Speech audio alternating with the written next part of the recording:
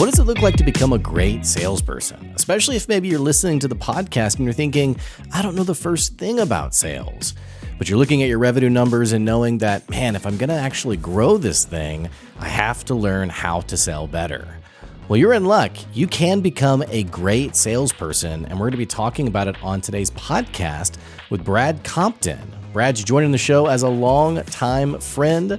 We reconnected recently, and I brought him on the podcast to learn a little bit more about his sales journey. If you're a first-time listener to the show, my name's Blake Benz. I'm the host of the Good Advice Podcast, and we're going to be talking about the actionable, real advice you need to know in order to run and grow your business. Before we jump into today's conversation, let's hear from one of the incredible businesses that support and sponsor the podcast. Check out this quick ad. We'll be right back soon. Do you ever feel like your payment processor is robbing you blind? For some of us, it's not blind. We look at the amount of money that's going to our payment processor month after month, and a lot of times we ask ourselves, is there a better way? I'm making good money, yet so much of it isn't actually ending up in my pocket.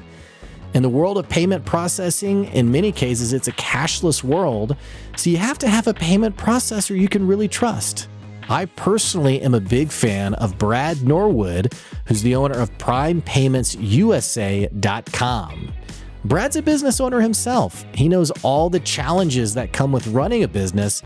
More importantly, he knows the value of an individual customer. See, some of these bigger businesses, they're all about scale. They're all about bringing in as many customers as possible. But do they know your name? Do they know your business? Do they know what's important to you? In many cases, the answer is no. And in worst cases, they're just looking to get as much money from every transaction that you work hard for, which really doesn't feel too good. So you got to reach out to Brad Norwood today and understand how he's doing business and why it can save you money month after month.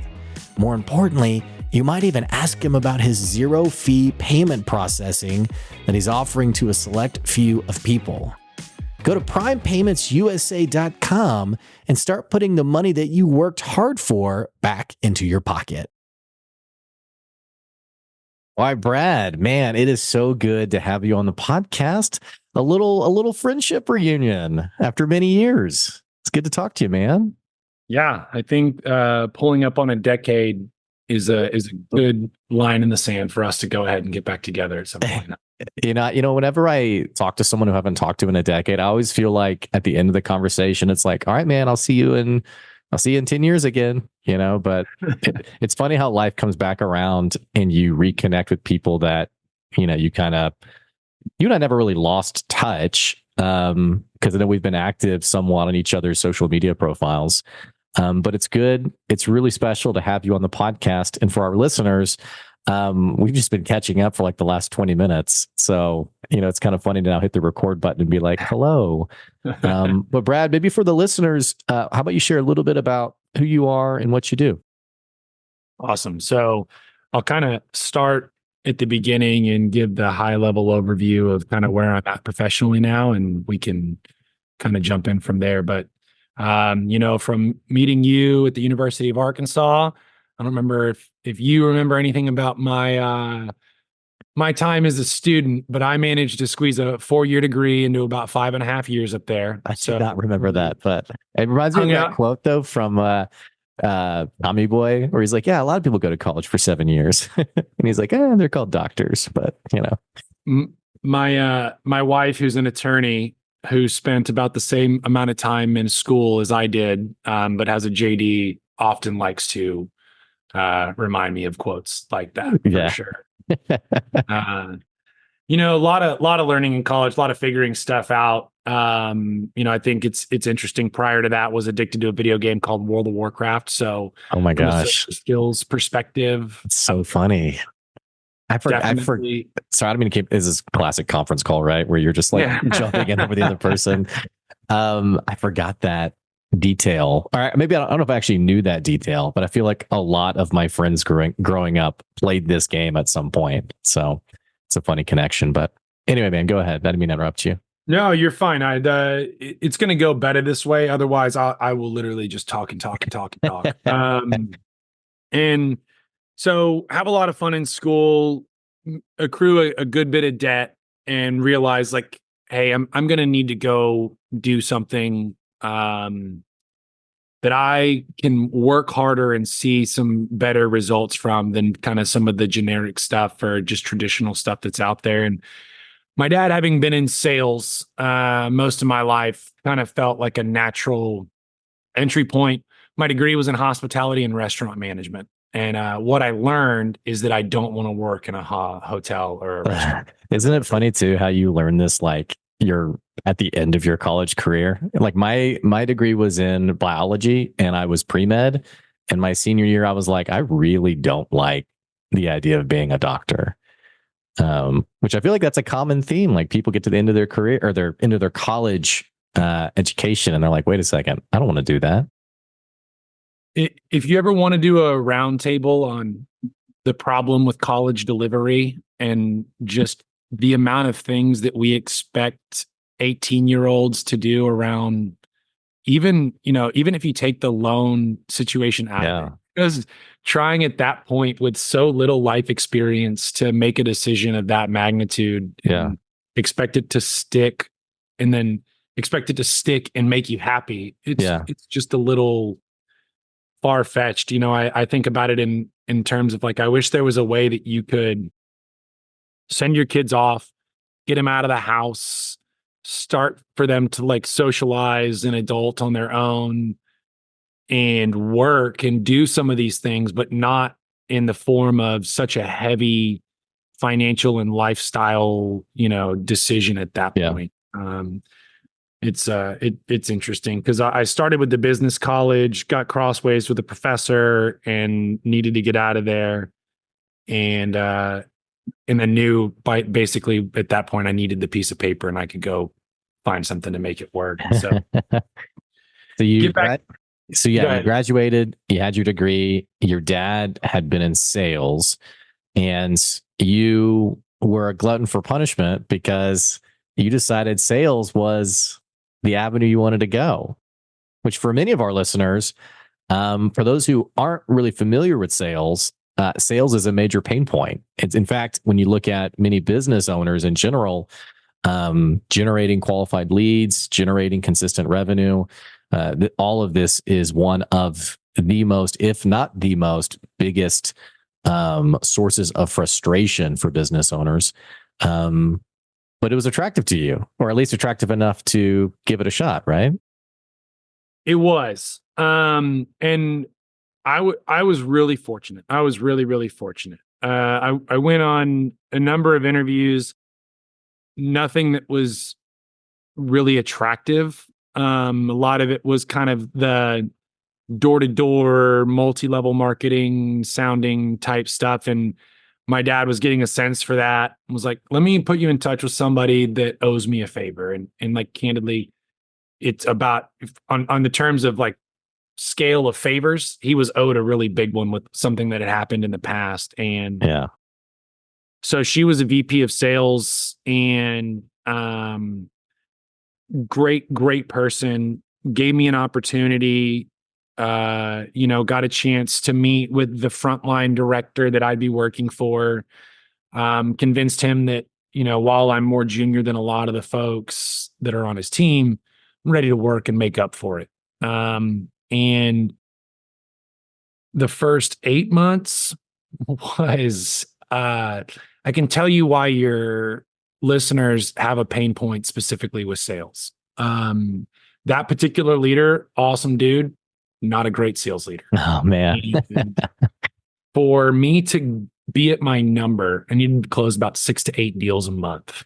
And at the 6-month mark, I had closed 1 deal. Yeah. Wow. So I'm coming in early, 2 hours early, staying an hour late. I've got 2 or 3 mentors throughout the organization trying to help me figure things out, doing all of the things I can, but like admittedly driving to work every day, not in tears, but it's agonizing. If something bad had happened on the way to work, I was on the verge.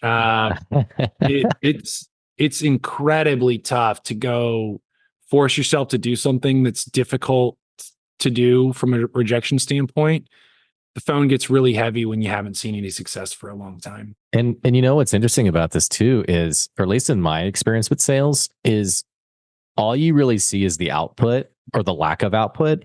But and I've had this conversation with my wife many times over the years of, I know the pain point in this example, not generating enough revenue, but like I can't see the blueprint. Like I can't see like what needs to happen to fix this or improve it. And, you know, you yourself, you know, you're working for a guy who's not a great, as you put it, a great sales, didn't have a lot of great sales experience. So like, how did you navigate like the confusion of like, what am I doing wrong? Like, how did you figure that out? So probably one of the last interactions I had with that manager as my manager was in one of my morning meetings, and I could tell he was starting to lose some faith. And he asked me like, "Hey, do you want me to move you to the implementation side of the business? Like this isn't working." And I remember thinking like, well, no, I know I don't want that, but I also want things to get better. Yeah. And I remember telling him like, no, don't start any of that. I want to keep trying to make this work. But I left that day thinking, I need to give this some serious thought. This has been a really tumultuous 6 months. And it's not like I've started to see the inflection point yet. Every day Yeah. is about the same. What year was this, by the way? 2012, 2013. Okay. This is my first Yeah, it's a little over a decade ago. Okay, cool. And about a week later, come into the office and things are noticeably different. And the top rep in the company, who was based out of Santa Barbara at the time, was sitting near our like cubicle spaces. I was like, huh, that's interesting. So we get in there, big team meeting. Hey, somebody's been moved. They moved back to individual contributor. It wasn't working out from a leadership perspective. I felt that. And we've moved somebody who's been successful. And this leader was somebody that was about my age, type of guy that 18th birthday, graduated high school, rode his bike down to the nearest call center and probably made 10 grand that first month. And was just like looking at his hands, dialing phone, like I've got superpowers. And you know, you meet people that just, at the core of who they are, they're naturally curious. And anytime they hear an objection, they don't think normally about the way you and our brains react to an objection. They immediately are like back to square one, problem statement. And that's just how they work. And it flows incredibly well for people that's minds work this way naturally. And I remember pulling him aside that morning and being like, Chris, here's all that I'm doing. Here's all the effort that I'm making, but here's where I'm at on the dashboard. And he's like, I saw where you're at on the dashboard. And he's like, I'm surprised you're still doing this. And I'm like, oh gosh. And he's like, we need to get things right for you. So I'll step in. He's like, I'm taking over all your mentors. Like no one else is meeting with you. I'm meeting with you. And the first month that I worked for Chris, I closed 8 deals. So I ended up like 120%. Yeah. Yeah. And what was like, this is an awesome story, by the way. Was there like an aha moment? Like, did he have like a secret sauce that he was like, hey, stop being so racist on your phone calls? Like, oh yeah, that's probably what it is. You know, like what was thankfully, I want to be clear on the record. That was not the problem I was having. Yeah, for our listeners, it's such a stupid joke. They're like, what background information does he know on Brad from college that he would make that reference? Yeah. So it was a lot of things, but it came down to ultimately, I was really nervous going into it. No one brought me under their wing hard enough, early enough for me to get rid of those nerves. Yeah. And then over the course of 6 months, you get beaten up enough and things they don't go the right way. They go the wrong way. And one of the things that he helped me figure out early on is that there is truth to the statement people buy from people they like, but that can't be your focus right out of the gate. We're selling a business solution, and we're value-based selling. And the absence of value for somebody that likes you, still not going to buy. They can like you a lot. They still need that piece of it. And you can, once you show somebody value, they're willing to kind of meet you in the middle or forgive some of the things that felt pushy to me early on. So I'll give you an example. Our website said free demo, right? And this was whenever SaaS is first starting to come out, and we're selling to property managers. So they're not particularly technical people. They click that free demo button. There is no free demo. I can show you a demo, and I'm going to show you a demo once I've taken you through a discovery process to understand why it is that I'm showing you a demo. People did not like that. And I did not like that people didn't like that. I'm like, oh my gosh, this does feel disingenuous. Like they were free demo. And he's just like, look, stop worrying about all of these. There's a million different parameters and a million different reasons not to do something. What you need to focus on is there is an outcome that benefits you and the customer. And that is they see massive benefit in what it is that we're delivering to them.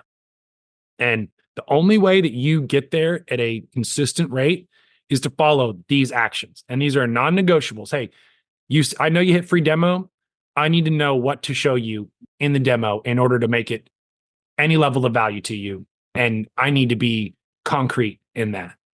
And so kind of shifting from caring a ton about what the prospect might think about me initially on and trusting that what I'm doing is right for both of us. And whenever we find out that you've got 3 people that for the first 5 days of the month, you're paying them to do nothing but manually input checks into QuickBooks, and I tell you that I can automate that to where those 5 people are freed up to do something else, you're going to go, oh, I understand why we had to go have that discovery call now. Mm-hmm. Mm-hmm. So, and I love too how it's interesting. This is something I've been talking about a lot with some of our local business owners is this concept of nuance in the sense of we go so hard into a concept that we like the opposite concepts like junk. So like the 2 things that I'm thinking about is offering value at the expense of being likable versus being very well liked where it doesn't matter what the value is. And I've noticed that people in general, they like really go hard on like one of these pathways. They go like ditch to ditch instead of understanding that both can be true. So I really like that you pointed this out because I think about like friends who've called me, for example, and I've known them for years. And they're like, hey, I'm starting a new business. Like, I'd love to have you as like my first customer. And I'm like, man, I really like you. Like we've been friends for a long time, but I also just don't need that at all. It's not something I need. Like the value isn't there for me. And there's also been people who like extreme value, but I'm also like, man, you're kind of a douchebag. It's just, you're kind of very unlikable. And I don't know if you're going to take advantage of me. So, I don't know about this. So I just like that you're blending these together because I think you're spot on. There's merit behind being trustworthy as a salesperson, but at the end of the day, you have to deliver on what you say you're going to deliver. Otherwise, I guess you're just selling good vibes, right? So yeah. And I think, there's like an enabler that you have to have in place. Like if you don't know your prospects, if you don't know the industry you're going after, if you don't intimately know the problems that you can solve for them, they're going to sense that right away. They're going to sense what you do or you don't. And so now, rather than trying to be overly chummy, and trust me, dude, if you listen to any of my sales calls, I cut it up. Like I am not in a race to talk business. But whenever we do, the focus is then not to try to earn favor through sounding like I'm really easy to work with. My goal is for someone to understand I'm working with tons of people who have the same problems that you do. Yeah. And I'm providing incredibly meaningful solutions to them. And you can tell that by how I slip in details of certain processes, or I use examples that only someone who's actually delivering these outcomes would be able to speak to in this way. And that's really where you find that envelopment of, wow, they're providing a lot of value. And right out of the gate, I can trust this person because they're clearly doing these things. And I think that's really that combination you talk about but you have to actually know these things. You have to know your customer. Well, and I feel like to know your customer, it just takes endless conversations, right? Like I think sometimes people, and we have such like a wide band of people who listen to the podcast in terms of like people very new to business and the people who are very much seasoned business owners. But I know for like the newer business owners, they can be a bit skittish on having these conversations, and they're scared. They're scared of being told no or rejection or what have you. But if you don't have those conversations, you never learn a lot of that nuance and a lot of that more technical side of things where someone can say like, yeah, you actually do know what you're talking about. But I feel like you can't really read like, let's say you're selling, if we're talking about Cyrus, for example, selling to banks and credit unions, you're not going to go like buy a book on how a bank works. You're going to actually talk to bankers to figure this out. There's very few examples of like getting that type of education from like an industrial perspective. And even then you still need to go figure that out in practice. And it's one of those things where it's not super simple if you time it correctly and figure out your product market fit and your ICP and what does your messaging sound like and what is the problem that's going to resonate most with your prospects. It's difficult to do that early on when you're supposed to. And if you gotten excited and worked your business to a certain play, or you managed to get a couple of customers early on that have kind of taken a lot of your time, and now you're trying to reformulate how to do some of this stuff, it's even more difficult to go have those conversations once I think things are kind of set directionally, because you don't want to hear something that is going to conflict with the direction you've been going down for a period of time. So that month that you closed 8 deals, that Brad Compton's back, like it was probably a pretty good feeling into that month, huh? Yes, there was very, very little like it. Because in sales, it's interesting how when things are going poorly, you feel it from both sides. There's the lack of revenue, and in particular, there's just this like, I can be successful a long time, and I only need to be unsuccessful for a short period of time before I start to feel like I'm an unsuccessful rep, and imposter syndrome and all that stuff creeps up hard quickly. And then you also feel it on the like, hey, not only am I feeling bad at my job and not making as much money as I'm used to, my job is now also in more jeopardy because I'm not performing the way I'm supposed to. So you feel it on like both sides. Yeah. So naturally, whenever you get it right, you then feel it on both sides. There's the absence of this stress from a keeping your job perspective. And for me at the time, it was not, I'm going to go get another job. It was like, I'm going to have to reformulate what my professional life looks like if I can't make this work. And dadgummit, I have given it 6 months of really hard effort. I do not want to write that off. Was it a relief to realize like you weren't like, that's such a weird phrase, but you weren't broken. Like it wasn't you just didn't have the right tools. Like once you had this other person come alongside you and it clicked, like, it's just funny how like when we're going through those seasons of starvation where, in that imposter syndrome, it all comes back to like, I'm not enough of this, I'm not doing that, like what's wrong with me, etc. Like whatever the storyline is. And then someone else comes along and they just show like the 1, 2, 3, and you're like, oh yeah, I can do that. And then suddenly it starts to click and you realize, yeah, really, it wasn't me, even though it felt like me. Yeah. And in sales in particular, like so much of it's luck and timing. You can be doing a lot of the right things for a good period of time and not see the end results that you want to see. And so it just convolutes all of the, what can I identify to change to see a better result? I think that's for people who are less savvy in sales. I think that's a real nugget of wisdom. I think it's encouraging. Well, I guess it's how you see it, either encouraging or really painful, to realize that you can do all the right things, but yet someone was never going to be your customer because it was never going to be the right time. They were never going to see the value. And it's kind of like, so I have this podcast business, and I was talking to someone who, I don't know how we got into the conversation of them doing a podcast, but they were like, I hate podcasting. Like, I'm never going to start a podcast. And I was kind of like, in my head, I was like, why are we talking on the phone? This is so weird. But all that to say, I mean, this person literally has just verbatim told me, I hate podcasting. I'm never going to start a pod. Now, I think there's probably some slimy salespeople out there who like take that as a challenge where they're like, well, hang on, let's walk this and like tries to flip the person. But, bottom line, as an encouragement for our listeners, you can be doing the right things and understand that, someone may not be your buyer. It just may not be the right time or the right person or, what have you.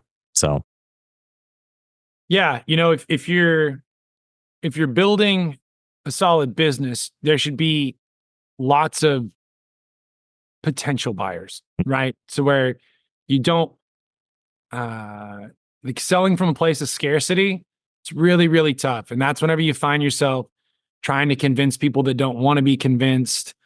And like what you realize when you've spent and invested all this time and energy in someone who was never going to buy, it's the opportunity cost of what else could you have been doing? Who else could you have gone and had a conversation with while you were sinking all this time into here? I'm a big fan. I don't know your experience, your thoughts on this, and I also don't know what it's like in your world compared to my world. Like in the world of entrepreneurship, you don't necessarily have a team that's coming alongside you to provide like certain resources or tools or what.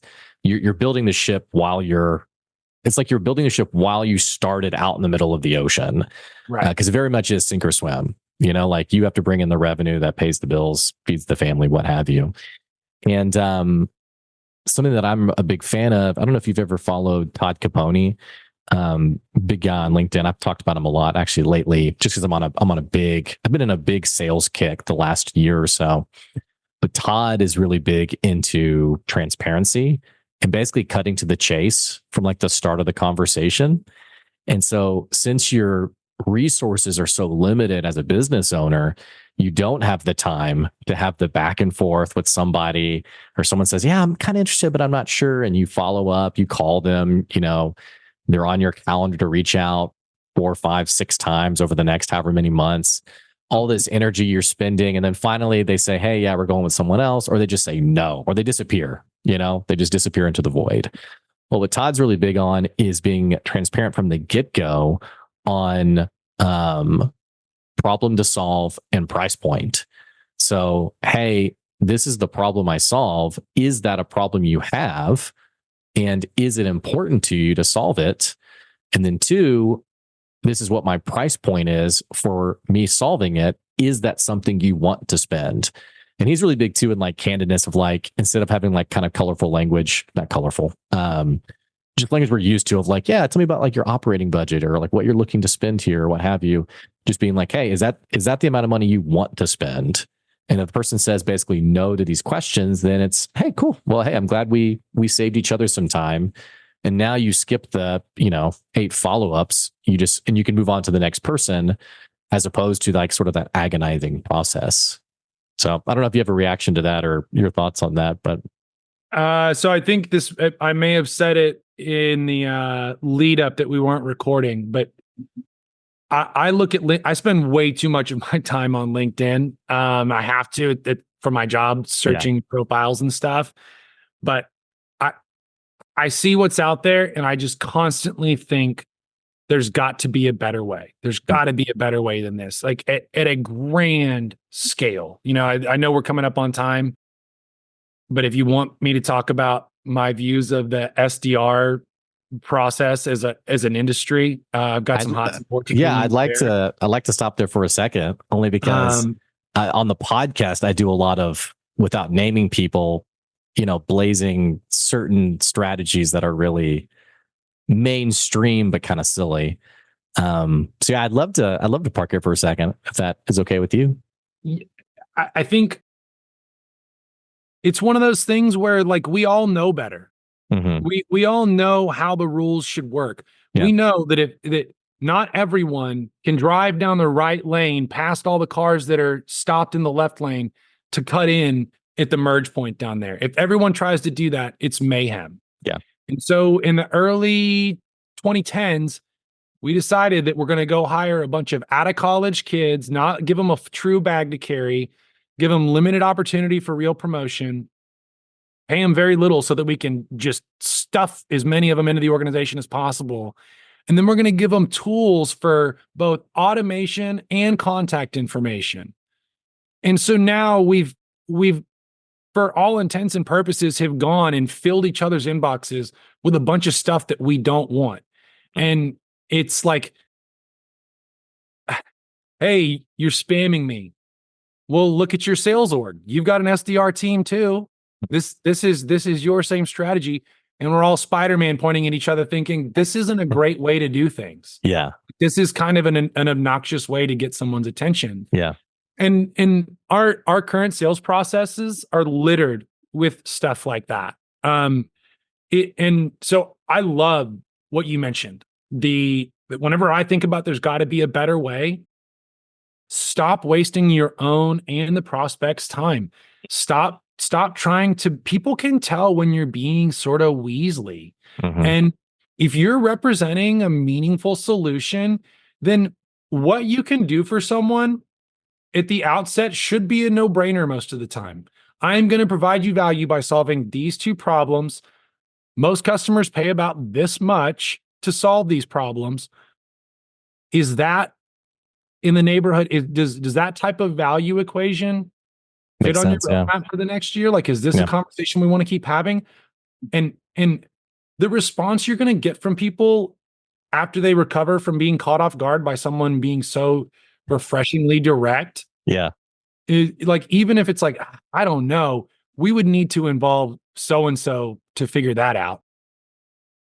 Okay. That is 1,000 times better outcome than, well, this stuff sounds good. We're going to talk internally, and, follow up with me in 2 weeks, so like a lot of strategies I could share, but just I think you want to look at, like, before any interaction, any conversation, what's the best beneficial outcome for both of us that I can seek out of this meeting, and sometimes that is, who else would need to be involved to make a decision like this, and how do we figure out, you've shown this person you're talking to, your potential champion, this is how I do business. I'm going to be upfront. I'm going to tell you exactly what we do. I'm going to be able to answer your questions, and I'm going to give you an idea of what it costs so that I'm not wasting anybody's time. Am I the type of person that you're willing to put in front of an executive? Most times you're going to get a lot better odds that way. I love that. I want to just bottle everything you just said and make that just the easy explanation for how sales should be. And it is really funny though, like you talked about, like the Spider-Man meme of like people pointing at each other. It's very weird. And one of the things I've mentioned on the podcast a few times is it's like everyone went to like a secret conference on sales where someone said, hey, do these things. And then they like fanned out to their organizations to then implement those things. Because you're right. We know these things don't work. And yet it's like it's like, oh, you got to do it. Like you're supposed to do it. In fact, I talked to a guy, this would have been probably a couple of years ago, but he was like, hey, I'm in LinkedIn jail because I'm sending too many connection requests every day. And I was like, well, how many are you sending? He was sending like 200 connection requests daily. And I was like, okay, so why are you sending 200 requests a day? And he goes, because he had this big automation where, and back then it was before, actually this would have been even before chat GPT was so mainstream, but he was basically using a chat bot to, hit someone with like their pitch and what have you. Right. And, but I was like, have you ever thought about just not doing it that way? And for him, it was like a foreign language. He was like, well, what else would I do? Like he couldn't even see it from a different perspective of just spamming thousands of people every week. So all that to say, I mean, I think what you're saying is a good reminder for our listeners that, a lot of times in sales, you don't have to necessarily be a better salesperson than someone. You just have to be different enough to stand out in your prospect's mind. And sending a refreshingly direct message goes a long way compared to the pitch slaps and the long form essays about who the company is and, what have you. Yes. You are going to get more out of differentiation then better. You're just going to stand out more. And ideally you do both. Yeah, that's right. And I think this is a good example of both. But yeah, man, that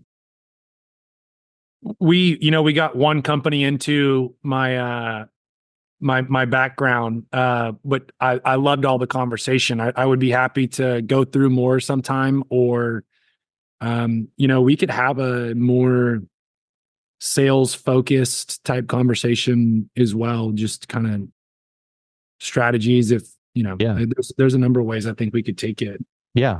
Well, and Brad's playing the music for us to head out because I told him I have a hard stop in about 60 seconds. So, Brad, I feel like we just started the conversation, man. Like, I feel like we've just gotten into it. You've given so much great advice. Is there, for someone listening who maybe wants to talk sales with you, or maybe just talk business, how do you prefer people to reach out to you? Connect with me on LinkedIn. Send me messages on LinkedIn. Please be aware that I have twins that are 23 months old and a 3-week-old in the house. So if I don't respond right away, I am eager to get back to you and would love to be able to help, in any way that I can with some of the knowledge that I've gained over my career. But yeah, it's Brad Compton on LinkedIn, and you'll see me with Saurus AI. Yeah. And I'll put the link to your LinkedIn in the episode description as well for people. So, Brad, thanks so much for coming on the podcast, and it's good to talk again after a decade plus. So let's not let it go another decade. Yeah. If you see some value in setting up some follow up here, for sure. I really enjoyed this. We'll do it. Hey, for our listeners, thanks so much for listening to the podcast. And if you're a first-time listener, what the heck are you waiting on? Click the subscribe or follow button so you can keep getting good advice wherever you are. And don't forget, if you want to support the podcast, we have our Patreon, patreon.com/goodadvice, where you can support the podcast for as little as the price of a cup of coffee, which these days could be anything. It's actually just $5 a month. And also, if you're a business, you want to advertise on the show, you can always reach out, Blake, at goodadvicecoaching.com. That's today's good advice. We'll catch you later. See ya.